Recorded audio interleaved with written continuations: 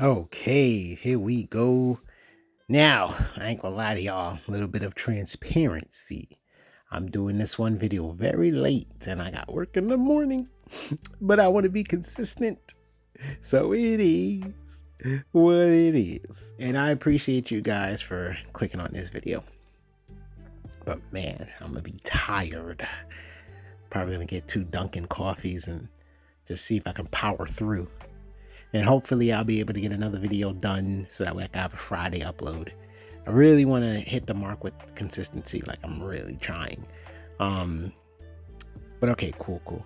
So we have a pudding deck and we've experimented with several different type of pudding builds, trying to see what's most efficient. And it can be a little tough with some of these new leaders. I realize it feels like, how should I say this? I don't know what expression to use. I almost want to say the well has dried up. But it's like it's so quick for some reason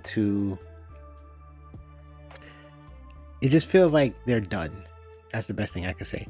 It feels like there's not much versatility. That doesn't mean we're giving up or anything. Trust and believe we're not. But it just feels like there's not much versatility to some of these leaders. And everybody's already made the build and everything's already been done. It feels so weird. So the only thing, if anything, we're doing is seeing if we can just increase that consistency rate. That's how I feel at this point. Got some katakuris. Yeah, we could essentially use katakuri to put something nice in our life. But we're going to 10 drop anyway. That is the effectiveness of pudding. You get so much value out of these search cards now because of how fast you can hit. Like, oh, okay, that happened. GG. Look how brick that hand is. It's like a porno. All right, going up against another king player. And yeah, we realize mechanically pudding is always like set up to try to, how should I say this? Go to get 10 Don on turn 4. Because the katakuri alone, really. Because you swing with pudding, you ramp. Most likely, they attack you. You take 1 life. You play katakuri. Flip the 1 life face down. Ramp again. Attack. Ramp again. Boom. It's like all built in. You can always get to 10 Don on your 4th turn and start the big drop shenanigans. Now that's kind of tough to see because it's like whichever one you pick, everything gets bottom decked. So that sucks because we want as many 10 drops in our hand as possible.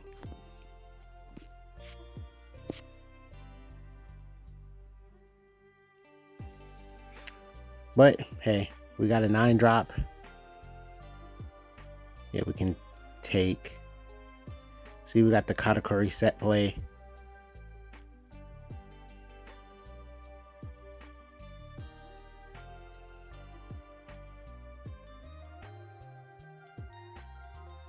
Yeah, that's about it.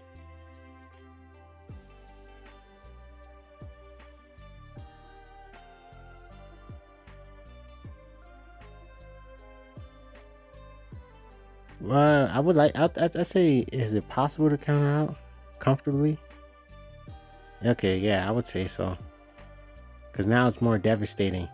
I think 10 drop Big Mom. Ooh, they got rid of 2 Onigashima. That was a real solid Sabo play. If you have 3 life when you're 10 dropping, it just feels like the game is yours. That's it. It just feels like the game is yours. The fun part is we got 2 puddings. If we really wanted to put that wild pressure, we could just put Don. What the heck?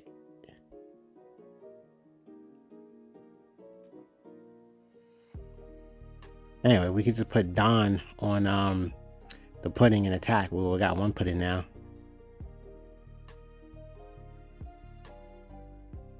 That card's so good, especially when you hit your 10 Don state. Nope, another submit. GG.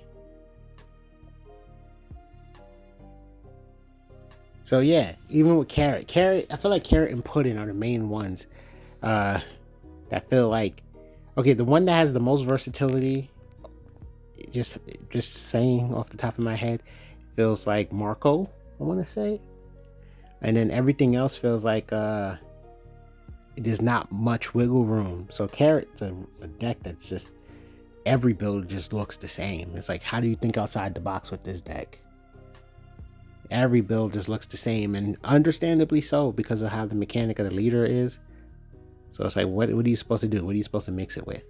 But the person who's brave, and I mean brave, right, and mixes carrot with something else and finds something that works, then we're going to see like a nice unique carrot deck. But as of right now, it's like, for obvious reasons, like hyper dominantly Minx, and because it's hyper dominantly Minx, there's not much wiggle room to be built different. So her place in the meta is kind of like stuck, is essentially what I'm saying. It's just like, okay, this leader is probably never going to get any better than this unless they release more Minx support. But I think you have to be like a master of ratios to be like, oh yeah, we're gonna make carrot and make the Avengers. And I don't know why, for some reason supernovas are the Avengers in my head. I can't help it. And it's just gonna work, trust me. And then all of a sudden it works. Like, I don't know. But like, yeah, same thing with pudding. It's like, it just seems like the best effectiveness is Charlotte Windland builds, where you're just getting your 10 drops and you're going ham. It doesn't seem like there's much wiggle room.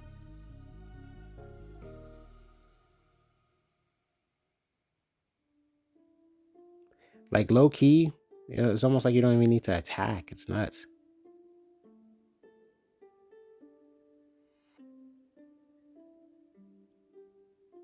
Huh. Okay then.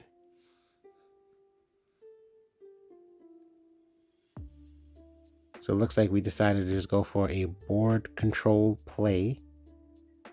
We have a lot of counter power. I would say, yeah, you could play 2 searches and a blocker. I think that works.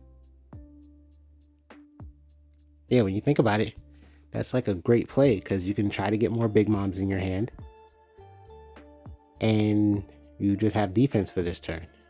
But this turn has a lot of offense. Yeah, 3 attacks and then play 2 searches and a blocker. Oh, too good. As a matter of fact, you're done ramping, so you could probably just look at your opponent's life.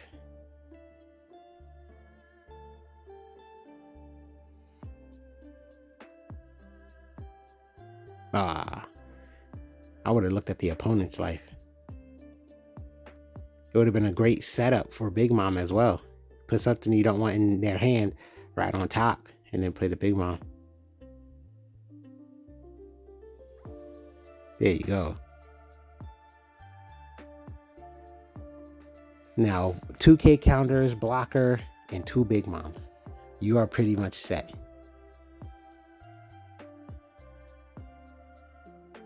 But I really wish you looked at the opponent's life. That would have been fantastic.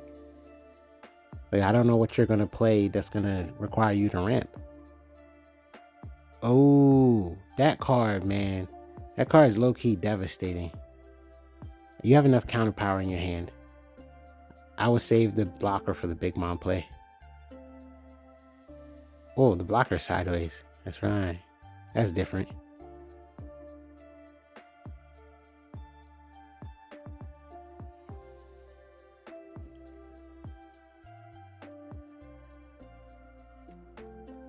Well, 3 life. They don't have enough characters to attack with. And you could burn them with 1 more Big Mom. Oh, nice freeze. But you probably... Oh, my God. Okay, the whole board is frozen.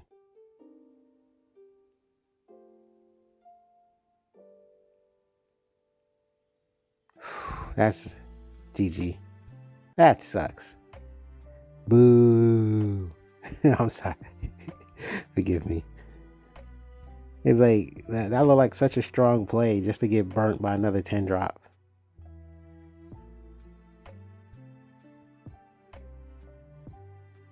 You know, it's funny. I felt like when I saw that Luffy, I was like, I don't understand this deck quite well, but it seems like it's gonna work. Seems like it's gonna do great.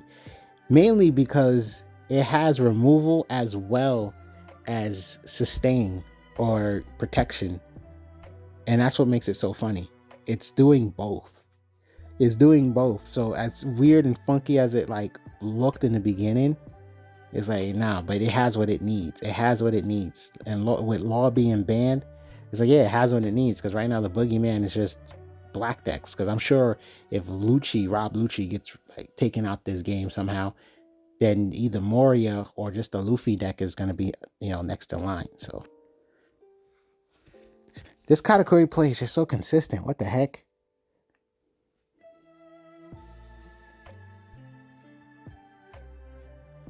It's weird. It's like sometimes it's good when the app just wants to clunk your hand with the same cards over and over again. You could, I feel like you can play a deck 10 times and have half the cards never seen. It's just weird. It's a weird experience to have. So we only got one 10 drop in our hand, but there's a 9 drop in life. Plenty of counter power if we would like to stop our opponent from doing damage. Unless they don't want to develop this turn, which I doubt it. I'm sure they're going to want to develop this turn. And the other funny thing is, if they remove, they're going for it, our Petal Sparrow, it's just going to help us get our 10 drops. You know what it low-key might be? It low-key might be, what do you call it? That they feel confident in having the board removal for a big drop.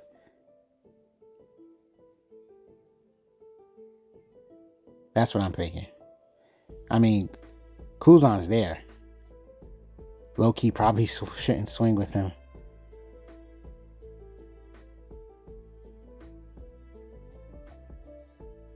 That's weird. To play Rebecca and not... Well, they probably added something to their hand. Yeah, they did.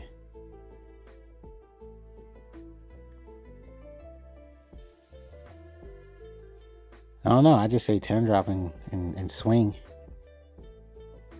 I mean... Oh, I get it. We could play another Petal Sparrow and we could play our event and just take those 2 off the board. That would set the Luffy back pretty badly. And they're only going to have the 1 attack, which would be clean. Yeah, there you go. Which would be clean for our Big Mom next turn. See, we take away the cost reduction threat that they had, which was Kuzan. We take away the defense that they had in the blocker.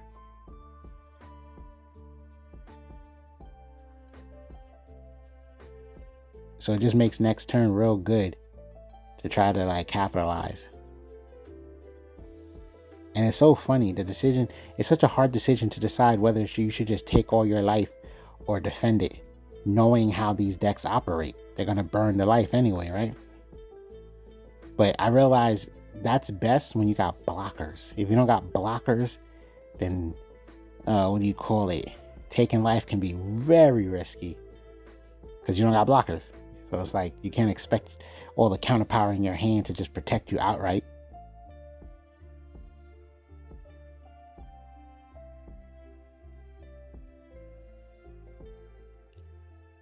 Huh. Moria only getting 1 card. That's nuts. And then Rebecca not getting a card. I'm starting to feel like this guy doesn't know what he's doing. But I can't say that. It's just I don't know what's in the trash. So I can't say he doesn't know what he's doing.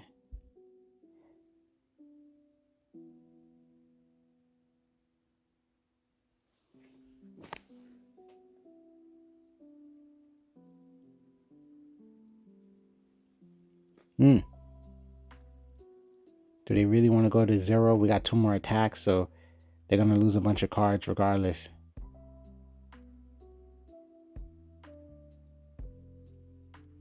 Yeah, too much offense. And the funny part is we got 9-drop Big Mom in our hand. That's the funny part. So it's like, in theory, to use her would just be giving our opponent an extra life.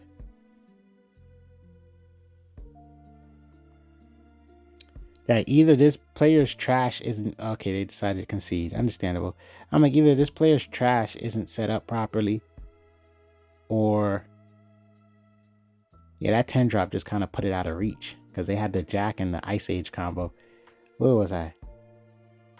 Yeah, either it's not set up properly, or they just don't know. And I don't want to sit here and say they had no idea what they're doing. So I'm just going to assume their trash wasn't set up, and it's just one of those games for them. They probably just didn't get any good low drops.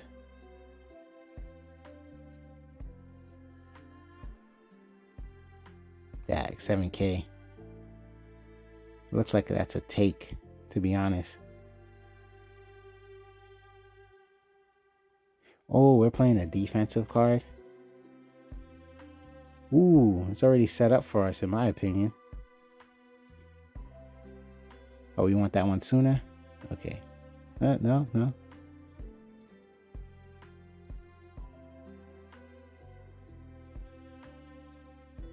Well, you could do...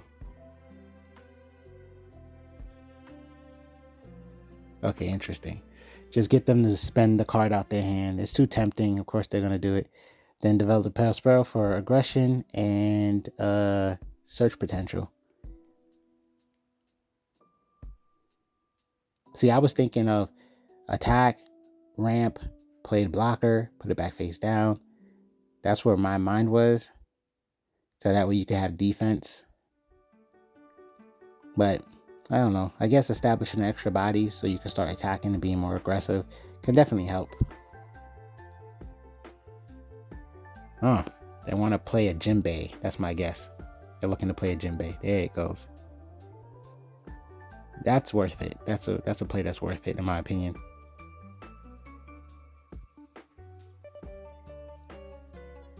Now, I'm wondering, are they going to not attack with Weevil so we can't ramp? Because if they do that, they basically don't know of the Katakuri play. That's the only thing I can think of. If they choose not to attack with Weevil, it's because they don't know that we can just play our Katakuri right now. I mean, it kind of doesn't matter because we can still swing and... No. It'll be 2 life. So forget it. Wait. No, it does work.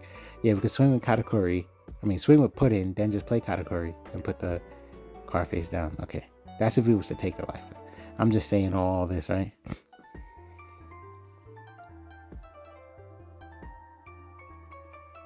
Yeah, I was like, they have so many cards in hand.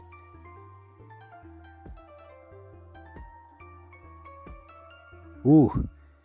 That's good. Oh, this... Yeah. Play blocker. Look at your opponent's life. Look at it. Interesting.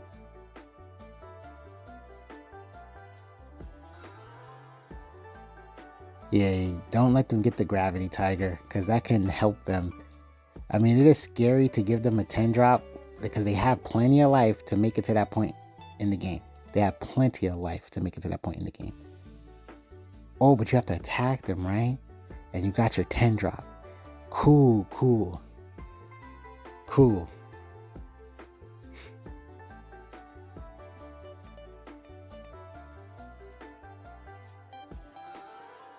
Okay. I think it's okay to check that Katakuri.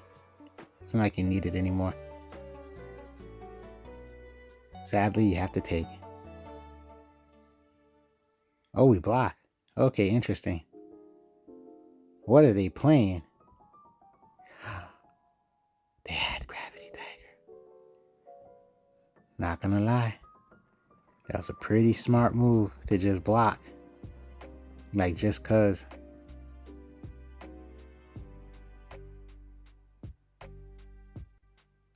Yeah, they really trying to save that board. Scary position because they got so many characters and we have no counterpower in our hand, really. This is a real scary position. This might be a loss, to be honest.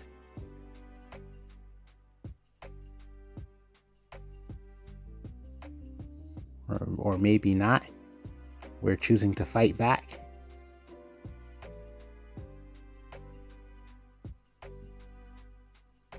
Yeah, the Weevil, if anybody. That's interesting. What the heck? I literally thought the game was over. I'm like, oh, there's no counter power. It's looking too bleak. But we just reduced their board size and improved our board size. And he just swung blind. So he whiffed. So that's luck on our part. And then I would say next turn, it would be wise to just attack board first, see what happens. Yeah, get the Katakuri out. Yeah, attack board first, see what happens, and then potentially just do another play to hurt their board. Goodness, what the heck? What's going to happen in this game?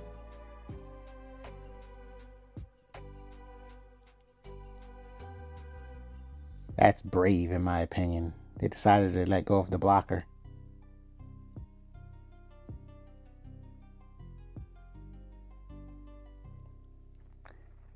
Okay, yeah, they're not saving that. There's too many cards in hand. Ah, they saved it.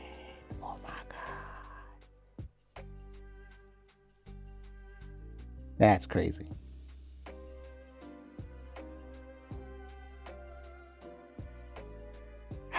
I would say, yeah, Kaidolin. I would get rid of that one. Because it's like the rest are still counter power at the end of the day. The rest are still counter power at the end of the day. This is crazy. This is a crazy match. And we know that their 10 drop is in life right now. Whoo! They're attacking for 7. And we technically got it. You would have to... You might have to just do it because otherwise you have to count the rest of the Dawn. Trigger play. Gasp. That's crazy. Because you just need 1. So they might do... If they do 3, they still got 2 to go for another 7. So we would have to hope that that life has counter. But they're probably too... Are they too scared to swing with their blocker? No, they're not. See, we have to take. Oh, that's right. That's right. That's right. There was a beige there. I forgot all about the beige. I thought the game was over.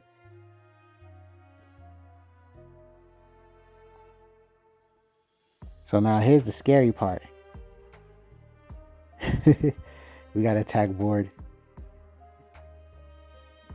We can't play blocker, but there's no rush unless they're playing a random Usopp. What the heck? Okay, fine. Unless they're playing a random Usopp, we should be okay.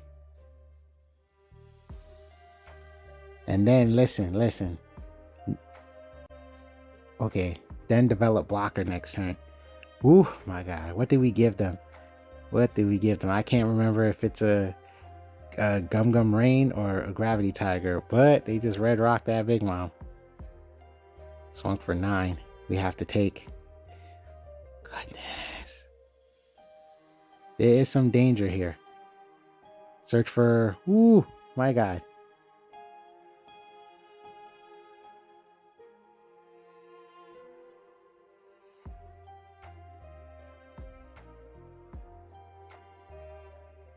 That's hilarious.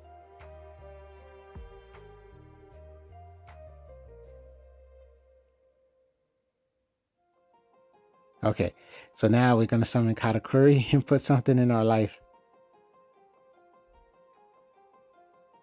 Put in Yosh. So we have a life and we have, 2, 4... Goodness, 5k counter power.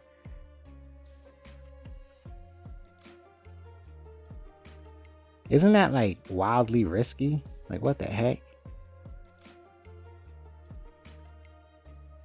They probably lost.